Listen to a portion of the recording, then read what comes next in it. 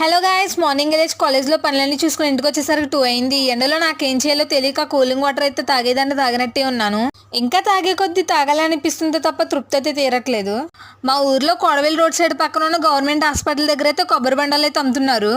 ఇంకా లేట్ చేయకుండా అక్కడికి వెళ్ళి ఒక కొబ్బరి బండం అయితే కొట్టేసిమ్మన్నాను. ఇంకా అది తాగినామంటే మనసు హాయిగా ఉంది. కొబ్బరి బండంలో నీళ్లు తాగాక దాంట్లో ఉన్న గుజ్జు ఎంతమందికి ఇష్టమో కామెంట్ బాక్స్ లో కామెంట్ చేయండి. నాకైతే చాలా ఇష్టం.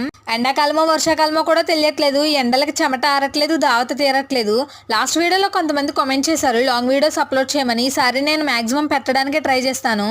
గైస్, నాకు ఇప్పటికీ కూడా అర్థం కాదు, కొబ్బరి బండంలో వాటర్ ఎలా వస్తాయి మీకు ఏమైనా తెలిస్తే కామెంట్ బాక్స్ లో కామెంట్ చేయండి. కొబ్బరి బొండం నీళ్ళు వీక్లీ 2 టైమ్స్ తీసుకోండి, హెల్త్ కి చాలా మంచిది. అంతగా చెప్పాలంటే ఒక కొబ్బరి బొండం సెలైన్ బాటిల్ తో సమానం. మా ఊరి పాలకోడేరు ఎంట్రన్స్ లో అయితే షాప్ ఉంటది, కావాల్సిన వాళ్ళు తప్పకుండా విజిట్ చేయండి. మా ఊర్లో ఉన్న మరెన్నో కొత్త కొత్త ఇంట్రెస్టింగ్ వీడియోస్ తో మీ ముందుకు వస్తా. లేట్ చేయకుండా నా ఛానల్ అయితే సబ్స్క్రైబ్ చేసేసుకోండి. Thanks for watching, bye bye.